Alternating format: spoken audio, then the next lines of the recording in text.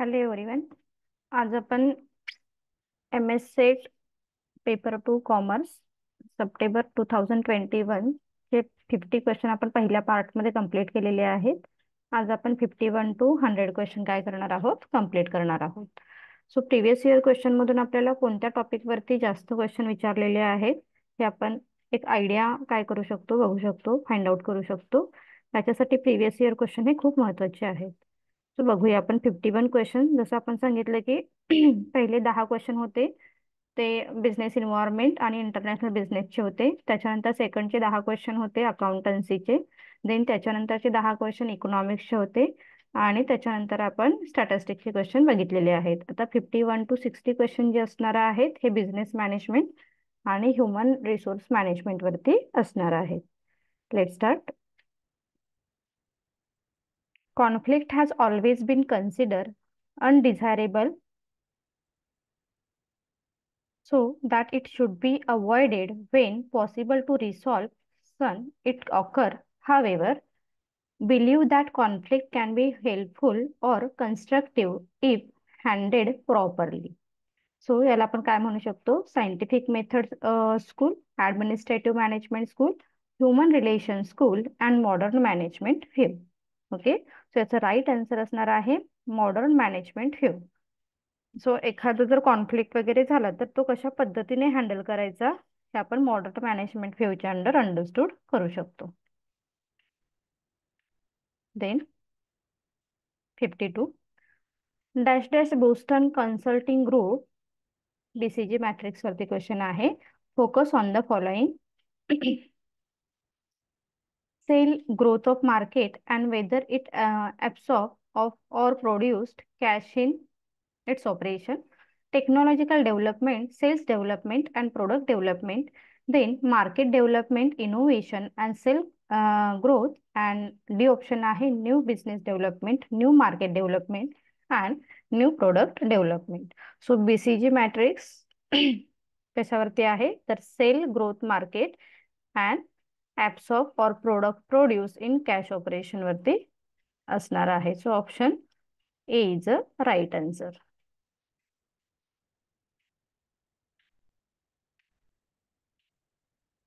Next, dash dash pointed out that effective direction depends on the harmony of objective. हे कोणी sentence दिलेला आहे? Peter Drucker, Frederick Taylor, Henry Fayol and Philip Kotler. Okay, 53चं right answer असणार आहे Friedrich teller. FW टेलरने काय सांगितलेलं आहे?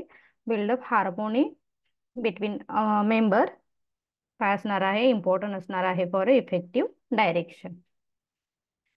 Next, increase in supply of productivity or of factors such as financial, labor and material is called dash dash factor innovation, resource innovation, expansion and basic innovation. So 54 चा right answer असणार आहे factor innovation.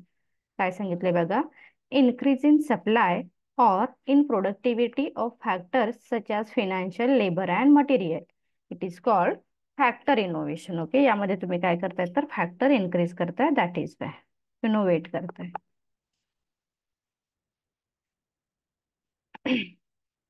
Next 55 Marco analysis techniques is used in human resource planning for dash dash forecast long term, medium term, short term and uncertain period. So long term साठी आपण काय करतोय तर Marco analysis techniques हे use करतो. Business ethics and effective corporate governance result in dash dash short-term profit maximization, reduce tax, wealth maximization and monopoly. So 56 चा right answer असणार आहे wealth maximization. बिझनेस इथिक्स आणि इफेक्टिव्ह कॉर्पोरेट गव्हर्नन्स मध्ये आपण काय करतो तर वेल्थ मॅक्सिमायझेशन वरती कॉन्सन्ट्रेट करतो किंवा त्याचा रिझल्ट वेल्थ मॅक्सिमायझेशन असेल. Next, dash dash is not the form or scheme of the workers' participation in management. Work committee, joint management council, employees directors on the board of directors and board of directors. Okay, not a form, not विचारलेला आहे. So 57चं right answer असणार आहे board of director. Okay, board of director form करतायत का? नाही. Next 58. Dash dash is the process of guiding and counseling the employees to the familiarize him with the job situation, rank and file job training, supervisory training, induction training and craft training. Okay, so 58 चा right answer असणार आहे induction training. Basic concept वरती लक्ष द्या, कारण basic concept जर तुमच्या clear असतील तर आपण कोणत्याही टाईपचे क्वेश्चन काय करू शकतो, सॉल्व्ह करू शकतो. सो इंडक्शन ट्रेनिंग मध्ये बेसिकली काय केलं जातं, तर एम्प्लॉईजला आपण गाईड करतो किंवा त्याचं काउन्सिलिंग करतो, थोडासा तो जॉबला फॅमिलियर होईल अशा ह्याने आपण त्याला मोटिवेट करतो, गाईड करतो. Okay, this is called the induction training. In dash dash types of leadership, the leader job is preliminary on of a moderate even through the he make the final decision and he alone the responsible for the result. Okay, ही कोणती leadership style आहे ज्यामध्ये leader काय करतोय, काय सांगितलं त्याचा preliminary job काय आहे? Dash dash type of leaders, the leaders job is preliminary of the moderator. तो एक मॉडरेटर आहे. Even through he make the final decision, तो सगळे स्वतः काय करतोय तर डिसिजन घेतोय आणि सगळ्या गोष्टीसाठी अलोन स्वतः काय असणार आहे तर रिस्पॉन्सिबल असणार आहे. सो याचं राईट आन्सर असणार आहे 59चं पार्टिसिपेटिव्ह और democratic leadership style.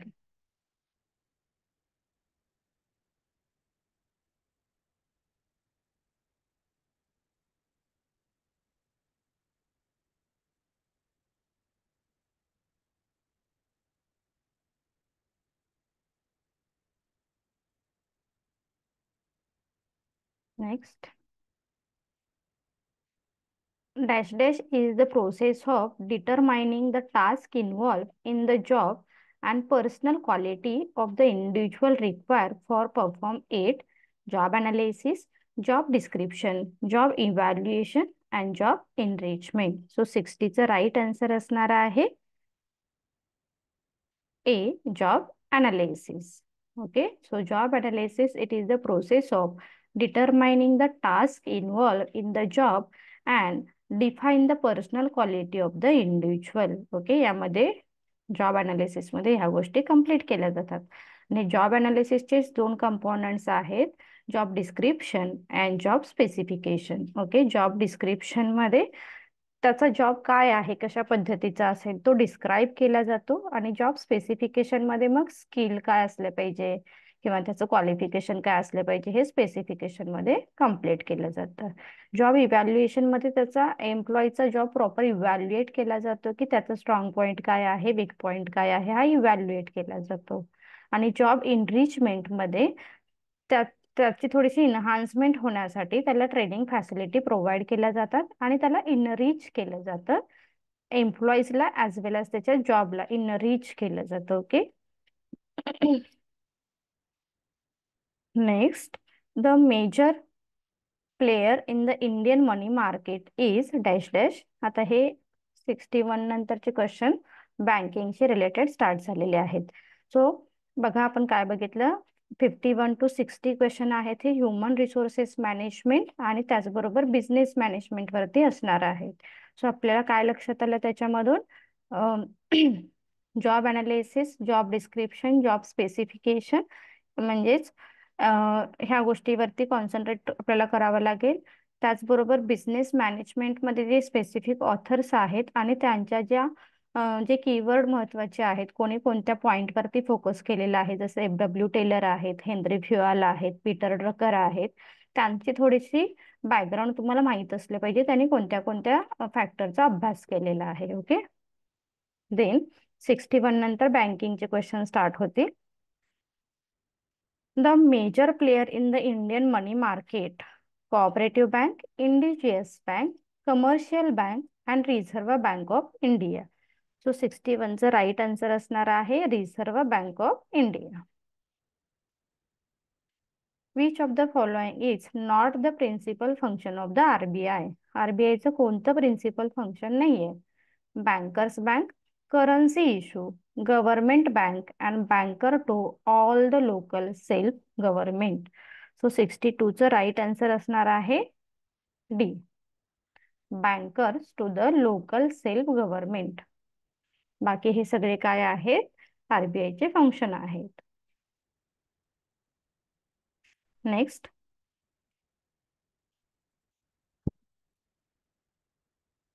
Then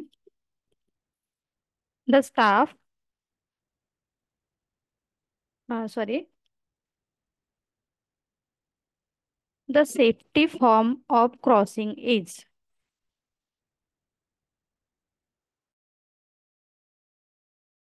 the safe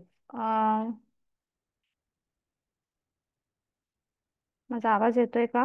hello, hello.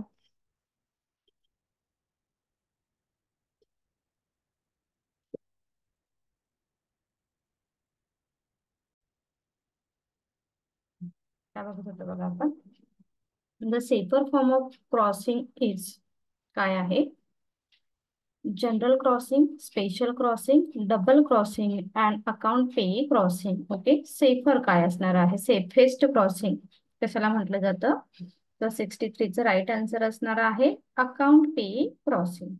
आता ह्या क्रॉसिंग वरती 23ला सुद्धा क्वेश्चन विचारलेला आहे. So special crossing then double crossing हा क्वेश्चन किंवा हे पॉईंट थोडंसं एकदा डिटेल बघा. The bank through which of the issuing bank arrange to advise the letter of credit to a beneficiary is called dash dash bank of issue, advising bank, payee bank and authorized bank. Okay, so 64चं right answer असणार आहे advising bank. The bank through which of the issuing bank arranges to advise. Okay, so त्याला आपण advice bank असं म्हणतो. Dash dash is the financing and maintenance of book debt by the author party. याला del credere contract, debt broker, factory and bill discounting. So याला काय म्हटलेलं आहे आपण? त्याला म्हटलेलं आहे factoring. Factoring is the financing and maintenance of book debt by the another party. Another partyच्या वतीने जेव्हा आपण काय करतो? फायनान्शियल ट्रान्झॅक्शन करतो तेव्हा आपण फॅक्टरिंग त्याला म्हणतो. All the exchange rate quoted on the screen or in print are for dash dash unless otherwise mentioned. Spot transaction, forward transaction, cash transaction and term transaction. So 66चं right answer असणार आहे spot transaction. आता इथे आपण काय बघितलं बघा? All the exchange rate coated on the screen or in print are for spot transaction unless otherwise mentioned. आपण on the spot काय करतो? ट्रान्झॅक्शन ते कंप्लीट करतो. Then merchant banker are dash dash financial broker, financial intermediary, credit appraisal and underwriter. Okay, so याला आपण काय म्हटलेलं आहे? फिनान्शियल इंटरमिजिएटरी. मर्चंट बँकर म्हणजे स्वतः कोण असणार आहे? तर ते फिनान्शियल इंटरमिजिएटरी म्हणून रोल प्ले करतात. The committee which recommended establish on data warehouse each dash dash Vasudevan committee, Rangarajan committee, Saraf committee and share committee. 68चं राईट आन्सर असणार आहे ए, वासुदेवन कमिटी. काय बघा? The committee which recommended establish of data warehouse. आता या बाकीच्या कमिटीची information जरा बघून घेऊ. The Basel Committee on Banking Supervisory Authority was established by. आता बेसल कमिटी वरती 2023 मध्ये सुद्धा क्वेश्चन विचारलेला आहे. जसं आपण आधीच्या सिरीज मध्ये सुद्धा हा पॉइंट कव्हर अप केलेला आहे. The Basel Committee on Banking Supervisory Authority was established by dash dash the central bank government of the group of 10 countries European countries, India and USA. Okay, so 69चं right answer असणार आहे A. The central bank of government of 10 countries. Next, the ratio of shareholders fund to the total asset measure that shift the ratio of owners fund to the total fund is economic equity ratio, fund base ratio, total asset ratio or liquidity ratio. So 70चं right answer असणार आहे economic equity ratio. कारण याच्यामध्ये आपण share holders fund आणि total asset बघतोय. Okay, त्यालाच आपण इक्विटी फंड असं म्हणतो, इक्विटी रेशो. आता याच्या पुढचे मार्केटिंग मॅनेजमेंटचे क्वेश्चन स्टार्ट झालेले आहेत. ओके, आता आपण बँकिंगचे बघितले. बँकिंग मध्ये आरबीआय वरती क्वेश्चन विचारलेले आहेत, क्रॉसिंग वरती क्वेश्चन विचारलेले आहेत, जे चेक वगैरे क्रॉसिंग आहेत त्याच्यावरती विचारलेले आहेत, बेसल वरती विचारलेले आहेत क्वेश्चन, आणि मनी मार्केट कॅपिटल मार्केट वरती क्वेश्चन विचारलेले आहेत. ओके, सो इम्पॉर्टंट कॉन्सेप्ट लिहून ठेवा. Marketing refers to social and managerial process of anticipating, identifying, and satisfying customer requirement profitable. Managerial process of the measuring customer requirement, process of creating demand for goods and services made available in the market, process of collecting and analyzing data relating to future require of customer. Okay, so 71 चा right answer असणार आहे A. Social and managerial process of anticipating, identifying and satisfying customer required profitable. Okay, marketing हे आपण कशासाठी करतो तर profitable साठी करतो, बट तिथून आपण कस्टमरला सॅटिस्फाय सुद्धा करतो. Next, demand going up and down with time upsetting alignment with supply is known as excess, declining, latent and fluctuating. 72 चा राईट आन्सर असणार आहे fluctuating.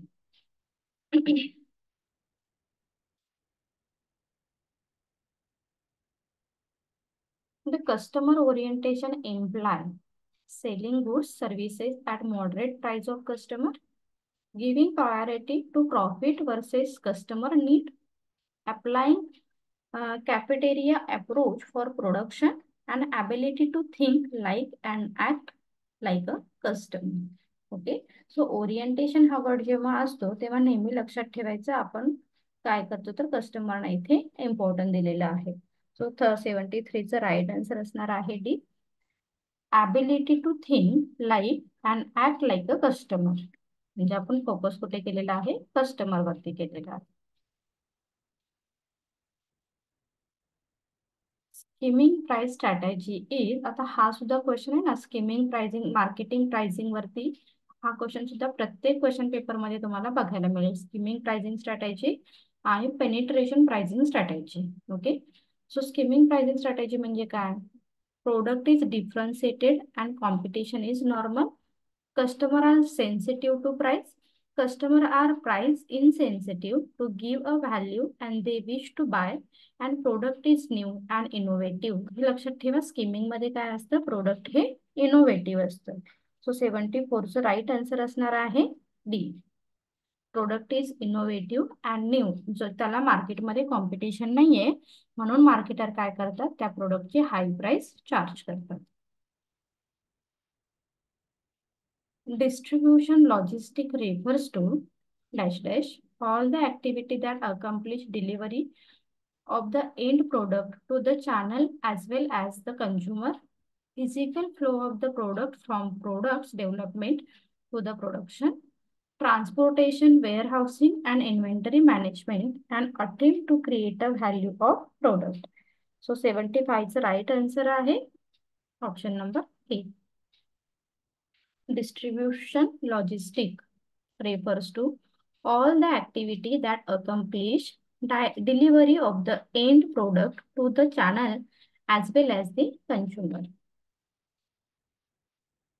The maturity period of PLC. आता PLC सुद्धा खूप रिपीटेटिव्ह कॉन्सेप्ट आहे, हे सुद्धा note down करून ठेवा. The maturity stage. आता पीएलसी मध्ये 4 स्टेजेस आहेत. Introduction stage, growth stage, maturity stage आणि डिक्लाइन स्टेज. ओके. सो काय त्याचं कॅरेक्टराइज आहे हे विचारलेलं आहे. So growth is absolute sale and sale growth rate start declining. The number of sale decline, growth rate turn negative. Growth is absolute sale and sale growth rate remaining constant, and growth is absolute sale and sale growth rate decreasing at an increasing rate. Okay. So maturity stage मध्ये काय होतं actually?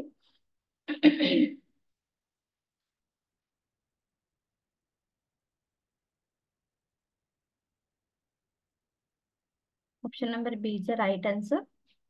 The number of sale decline, growth rate turn negative. Okay, growth rate थोडासा negative decline होतो. Sale इथे थोडासा decline होत जातो.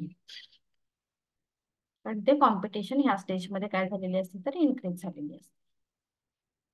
Next, आता मार्केटिंग मिक्स वरती सुद्धा क्वेश्चन काय होत आहेत तर रिपीट होत आहेत, लक्षात ठेवा. सो इम्पॉर्टंट कॉन्सेप्ट लिहून ठेवा. Marketing mix, arrangement of the product to occupy clear, distinctive and desirable place relative to the competing product in the mind of target customer. It is known as marketing mix, market planning and strategy, marketing process and marketing positioning. Okay. कस्टमरच्या mind मध्ये जेव्हा आपण एक different image काय करतोय, create करतोय, त्याला काय म्हटलेलं आहे? त्याला ऑब्विसली आपण काय म्हणतो? Market positioning. पोझिशनिंग म्हणजे product create a different image in the mind of customer. Dash dash is the set of producer and sources manager used to obtain everyday information about development in the marketing environment. त्याला काय म्हटलेलं आहे? Database system, marketing information intelligence system, enterprise resource system and marketing research system. A set of producer, procedure and source manager use obtain everyday information about development in the marketing environment. So 78 चा right answer असणार आहे marketing intelligence system. 79, different customer group pay different price for the same goods and services. Railway concession to student and senior citizen. It is an example of customer segmentation price, product from pricing, optional pricing and timing pricing. Okay. So 79 चा right answer असणार आहे optional pricing. आपल्याकडे option आपल्याला दिले जातात है ना, म्हणजे आपण रिझर्वेशन करणं किंवा रेग्युलर प्रवास करणे, तर इथे तुम्हाला ऑप्शन दिले जातात म्हणून याला ऑप्शनल प्राइसिंग असं म्हटलं जातं. मार्केटिंगचा last question. Dash dash enable one to have comparison of quality and price, standardization, grading, labelling and branding. Okay. So इटीचा राईट आन्सर असणार आहे grading. Dash dash enable on the have comparison of quality and price. Okay. Quality आणि price मध्ये comparison आपण grading वरून करू शकतो. तर बघा मार्केटिंग मध्ये कोणते कोणते टॉपिक रिपीट झाले?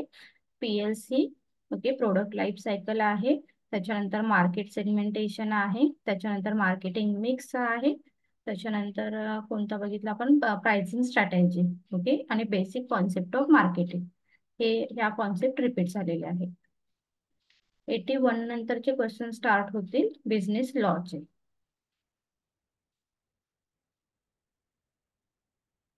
In the world of dash dash, law is body of principle recognized and applied by the state. It is the administration of justice. Okay. So he definition कोणी दिलेली आहे?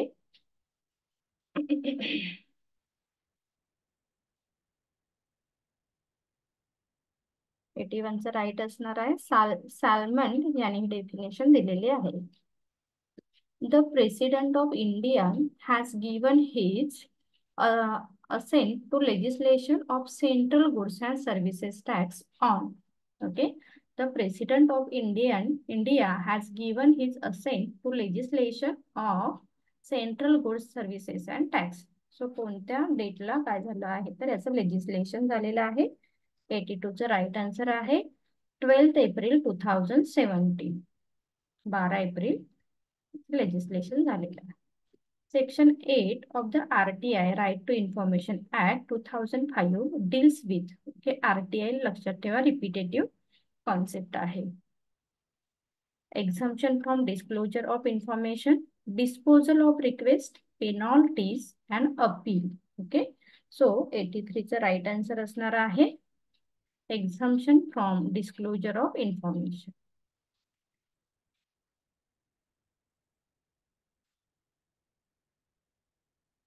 '84 Intellectual Property Right IPR protect the use of information and ideas that are of dash dash ethical value, monetary value, social value and commercial value. Okay, so commercial value it is a right answer. तुम्ही त्या पेटंटची किंवा त्या प्रॉपर्टीची काय करताय, commercial value intellectual property राईटच्या under define करताय. Which is the validity of challan in from the GST PMT 06. Okay, याचं व्हॅलिडेशन काय आहे. 85चं राईट आन्सर आहे 15 days. According to section 3 of the dash dash, minor is person who has not completed 18 year of the age. Okay, so 86चं right answer असणार आहे Indian majority act 1875. Indian Majority Act. Next, Section 2, subsection Y of the dash dash explain turnover as it includes value of sales and goods of services. Competition Act, Factory Act, Trade Union Act and Maharashtra Goods and Services Act. So 87चं right answer असणार आहे the Competition Act 2002.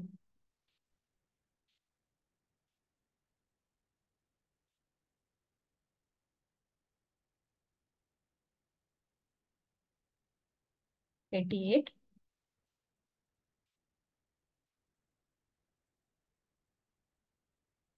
if the threat in with regard to the goods or property of the other party, it is not, thus, fraud, mistake, and illegal. Okay. So option A is the right answer. The cartel is defined as dash dash of the Competition Act. Okay. So Competition Act subsection विचारलेला आहे. Cartel is defined as 89चं right answer असणार आहे option number A. 2 subsection C. Which section of the RTI Act 2005 deals with the, आता RTI बघा repeat झालेला आहे, वरती सुद्धा RTI वरती क्वेश्चन विचारलेला आहे. Deals with obligation of public authority, section 4 subsection 1.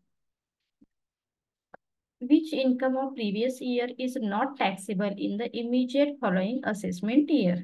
Okay, so आता इथून 91 नंतर टॅक्सचे क्वेश्चन स्टार्ट झालेले आहेत. So shipping business resident, shipping business non resident. Okay, non resident असेल तर आपण तो टॅक्स मध्ये कन्सिडर करत नाही. Next, which of the following income is not taxable under Income Tax Act? Income of Maharashtra State Road Transport Corporation, income of Maharashtra Government Milk Scheme, income of Maharashtra Tourism, and income of Maharashtra Finance Corporation. So 92चं right answer असणार आहे. आता इथे actually question paper मध्ये हा question drop out केलेला आहे answer की मध्ये. ओके, कारण इन्कम टॅक्स मध्ये फक्त आपण ऍग्रिकल्चरल प्रोडक्ट काय करतो तर नॉन टॅक्सेबल म्हणून कन्सिडर करतो.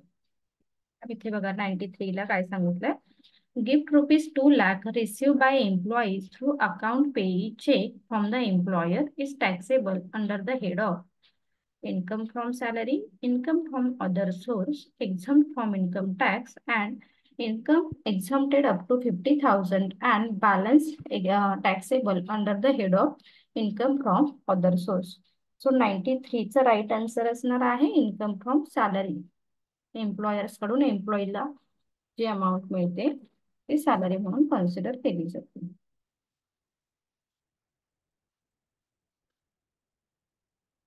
94. An residential undertaking has acquired and installed a machinery costing rupees 60 lakh on 3rd October 2018. A assessee has fulfilled the conditions specified in the section 32 on the Income Tax Act 1961. The additional depreciation for, okay, so depreciation इथे calculate करायचं आहे. Assessment year 2019-20 मध्ये depreciation किती होईल? So याचा right आहे answer 12 lakh.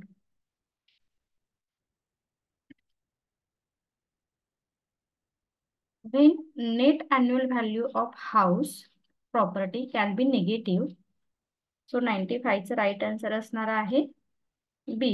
Municipal, when municipal tax paid by the owner are more than gross annual value. 96 बघा.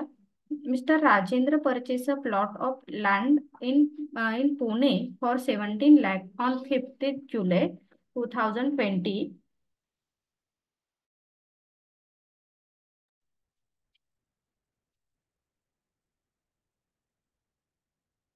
So right answer असेल 96. 96 ऍक्च्युली इथे ड्रॉप आउट केलेला आहे क्वेश्चन हा, पण इथे राईट आन्सर दिलेलं नाहीये. सो आपण पुढे जाऊया.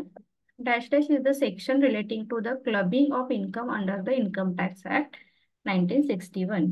सो 97 चा राईट आन्सर असणार आहे 60 to 64. Income from farmhouse is agricultural income. Income from house property, exemption capital gain, exempted. So 98 चा राईट आन्सर असणार आहे ऍग्रिकल्चरल इन्कम म्हणून काय करतो आपण कन्सिडर करतो. Apex Limited manufacturing company has installed machinery costing rupees 1 crore in a factory of the research and development and charge as the expenses under section 35 of the Income Tax Act 1961, but use that the machinery for manufacturing of a regular product, then it will be considered as. 99 चा right answer असणार आहे tax avoidance. आता tax avoidance, tax planning, tax evasion वरती प्रत्येक question paper मध्ये question आहे. Last question of today's series. A non-corporate assessee in required to pay advance tax at dash dash of the estimated taxable income on or before 15th December. So त्याचा right answer असणार आहे 75%. Okay. So important topic कोणते आहेत बघा, तेवढ्यावरती concentrate करायला हरकत नाही. Video आवडला असेल तर लाईक करा, शेअर करा, सबस्क्राईब करा. Thank you for watching.